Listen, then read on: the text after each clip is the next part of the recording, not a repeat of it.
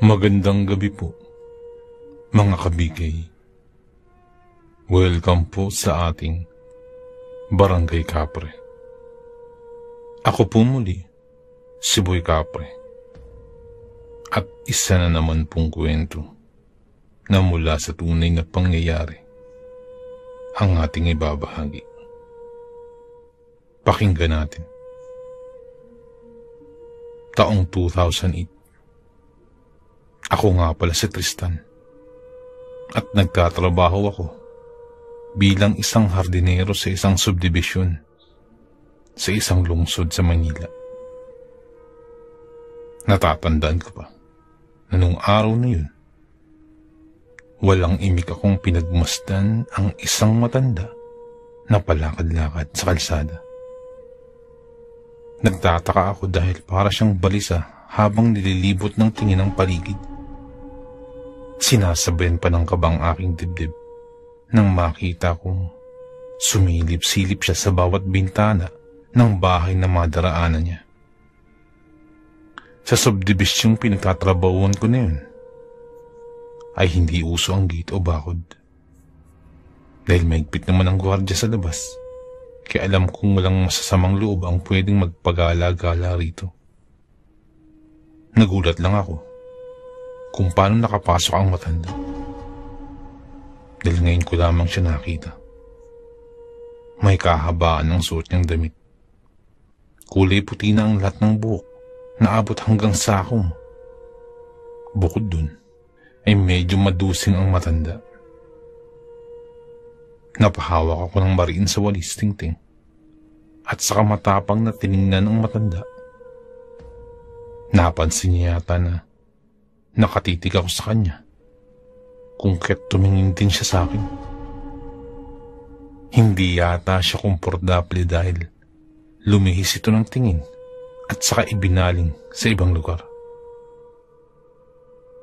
Ako naman ay pumasok na sa loob ng bahay at nagkasya na lamang sa pagtingin sa kanya sa bintana. Nagulat ako nang mapagbalingan ng tingin ang langis na siyang nakapatong sa gilid ng bintana. Ang langis na ito ay ipinabaon pa sa akin ng aking lola mula sa probinsya. Sa mga sandaling ito ay kumukulo ang langis at basa na nga ang pasiman. Dahil dun, inapatingala ako at napahaba ang liig sa kasisilip sa kinaroroonan ng matanda na panay pa rin ang silip sa bawat bahay na madadaanan niya. Masasabi kong kakaiba talaga ang kinikilos ng matanda. Kaduda-duda ang kanyang mga kilos.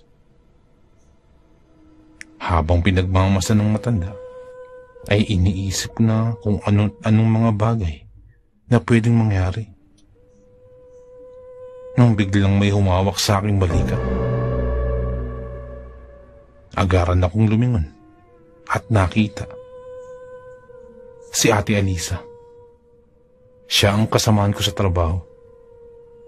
Nagtataka siya kung bakit ako nakasilip sa bintana. Ganun pwede naman akong lumabas. Medyo natigilan ako at hindi ko alam kung sasabihin ko bang totoo.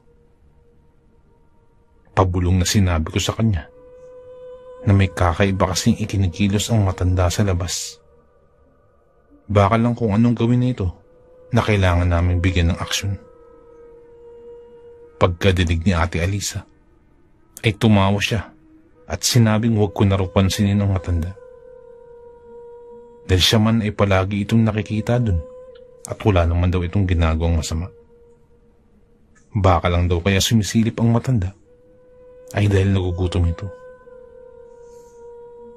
Dahil dun, ay inaya na niya akong umalis. Mamamalingki pa kasi kami ni Ate Alisa para sa amin lahat dito. Kung kaya't tumango ako at binitbit na ang basket na lalagyan namin ng pinamili. Sa paradahan kami nag-antay at sumakay na ng tricycle. Natutuwa naman ako kapag lalabas kami sa bahay. Dahil nakakakita ako ng maraming tao. Hindi kagaya sa subdivision.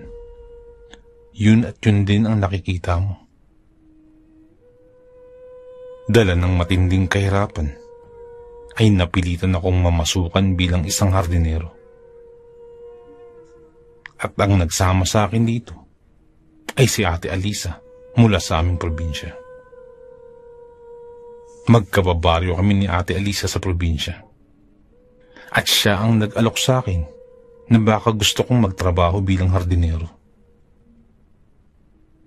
Ang aming amo ay nasa ibang bansa.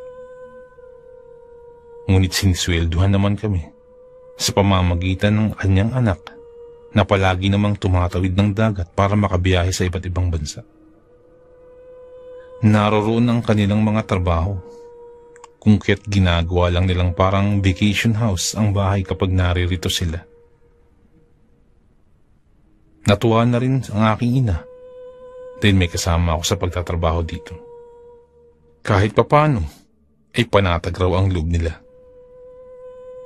Kaya naman para matuwa sa akin si Ate Alisa na siya namang pinagkakatiwalaan ng aming amo, ay pinagbubutihan ko rin ang pagpapaganda sa hardin. Lahat ng mabibigat na gawain sa bahay ay ako na ang umaakot para mas maging madali ang trabaho. Masyado din kasing abala si Ate Alisa sa daming kanyang ginagawa. Isa pa, kaya ko rin naman yun. At mas makabubuting lalaki ang gumawa ng mabibigat na trabaho kaysa babae. Habang papalabas kami ng subdivision at nakasakay sa tricycle, ay binanggit ko kay Ate Alisa yung matanda.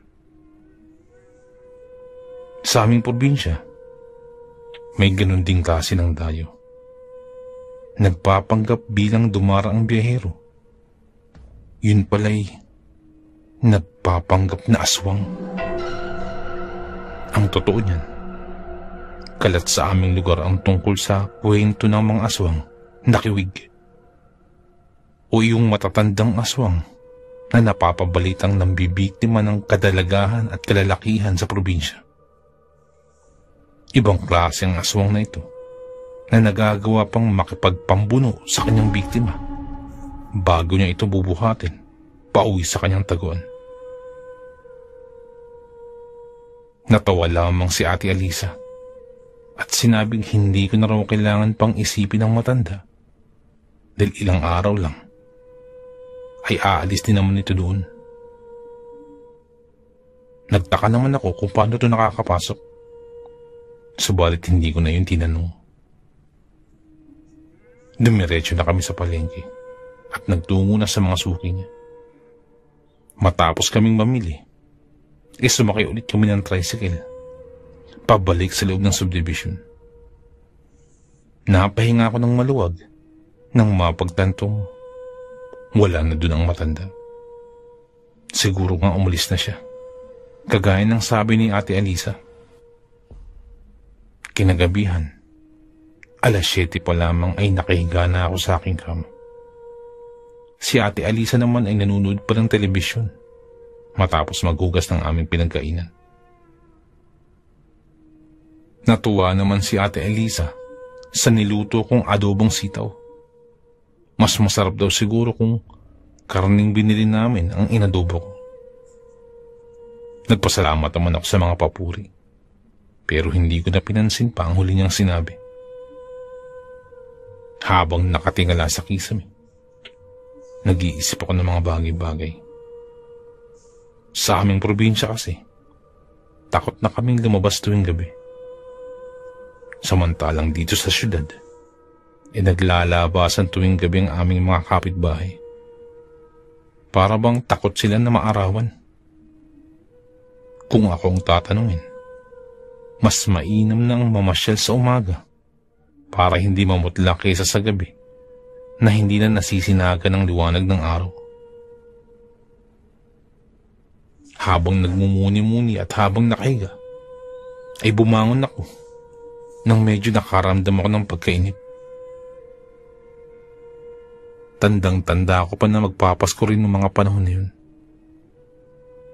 Siguro naman, pwede akong maglakad-lakad sa labas kahit sandali lang.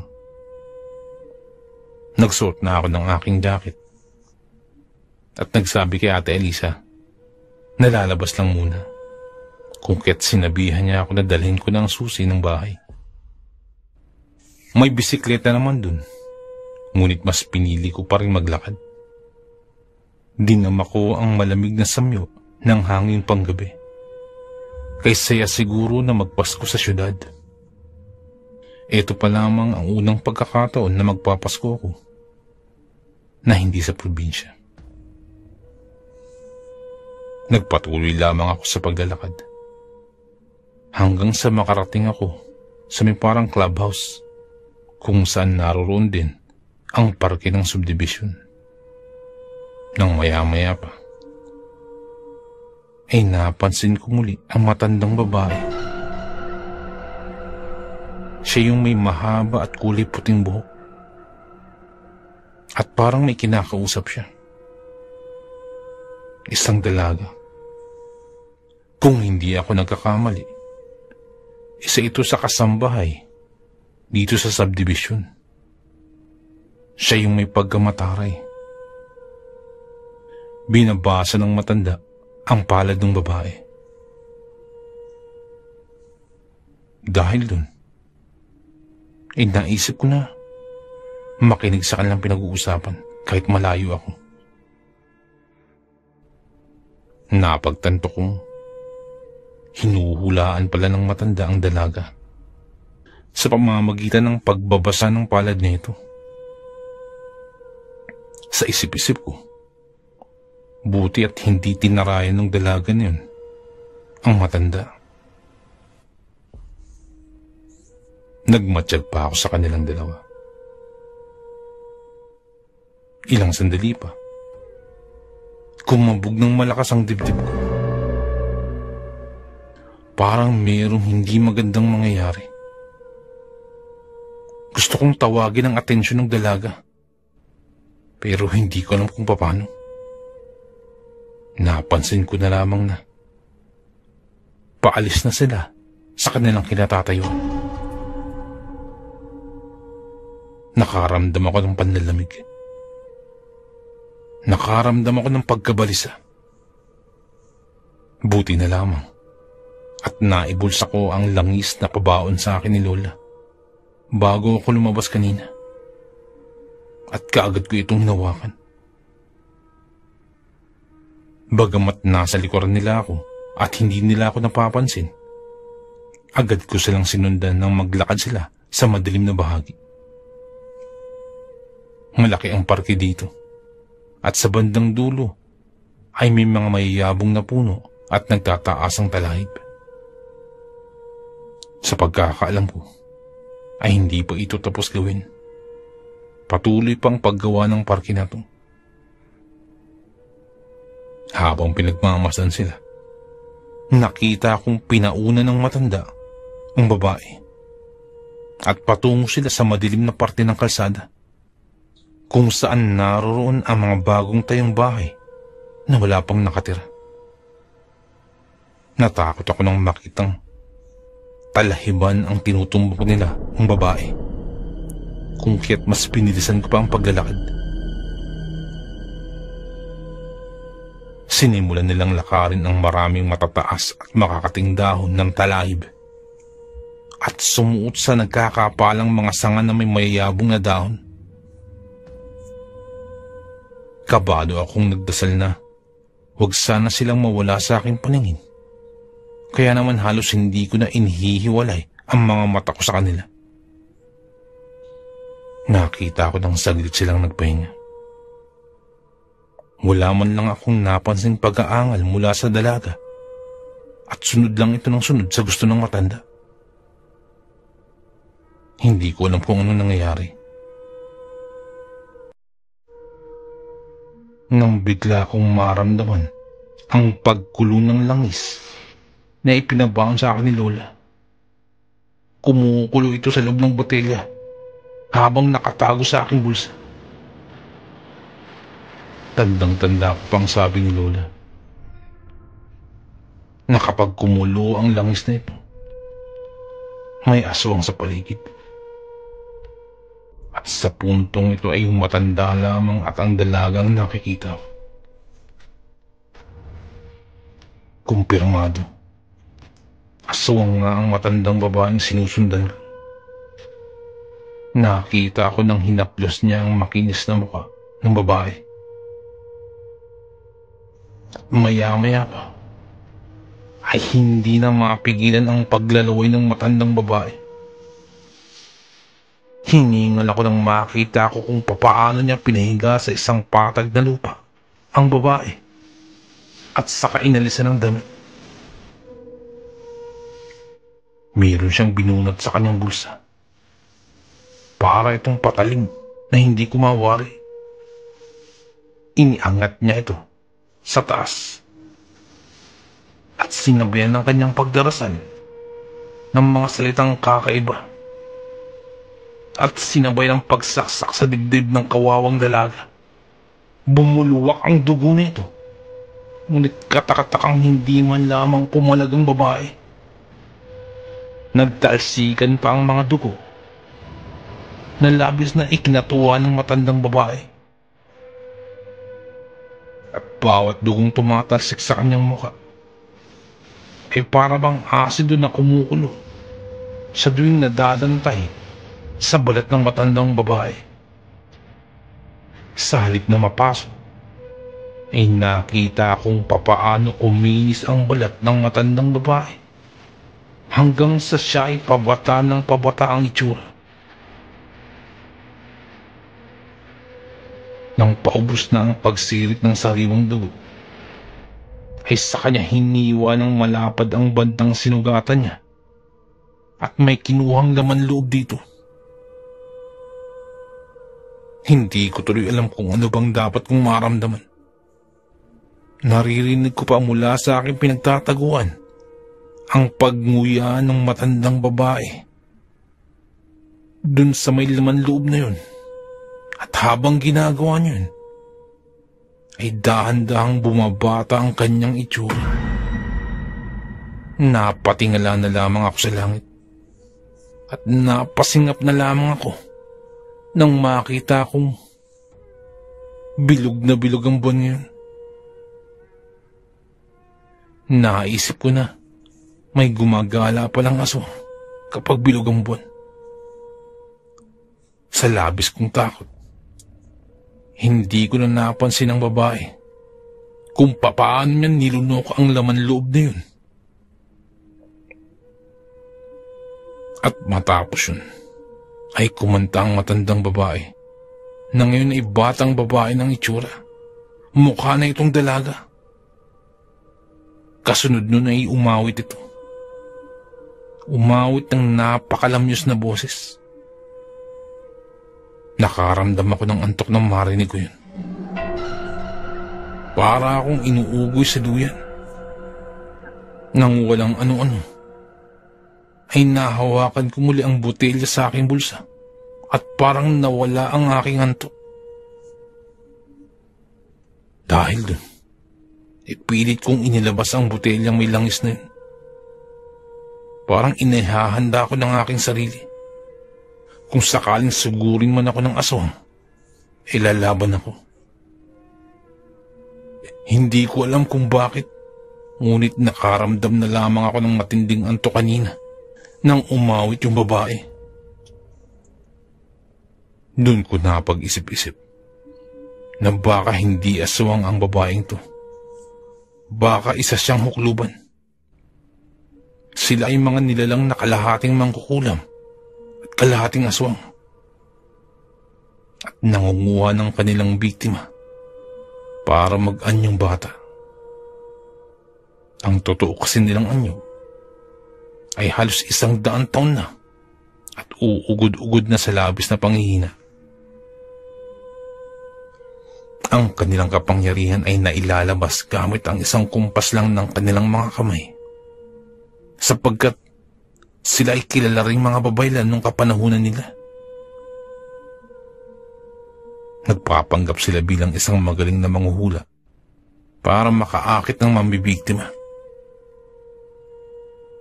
Dahil sa aking napagtanto, dahan-dahan na akong napatras at naghanap ng daan upang hindi makita ng hukluban. Hindi ako pa pwedeng magpahuli sa kanya. Dahil sigurado, ako ang isusunod niyang biktimahin. Nang makatsyempo ako, kumaripas na ako yung takbo. Hindi na ako nag-aksaya pang lumingon. Alam kong wala akong laban sa kanya dahil isa siyang makapangyarihang aswang. Hindi ko kayang isakripisyo ang aking buhay. Lalo na't hindi ko naman talaga kaano-ano. Tawagin niyo na akong duwag. Pero kinakailangan kong iligtas ang aking sarili. Alam ko naman na ang kamatayang sapilitan ay naghahanap ng hustisya. Pero saan ba ako dapat lumugar? Minsan ay nakita ko pa ang babaeng yun na nagnanakaw naman ng kamamatay lang na bangkay sa isang punerarya. Sigurado akong lalantakan na naman niya ito, kagaya ng kanyang mga biktima. Sana lamang ay huwag nang magtagpo ang aming landas. Natatakot ako sa kanya. At sa babaeng nabiktima niya nung isang gabi. Sana'y mapatawad mo ko dahil hindi kita natulungan. Ngunit, kinakailangan ko rin iligtas ang aking sarili.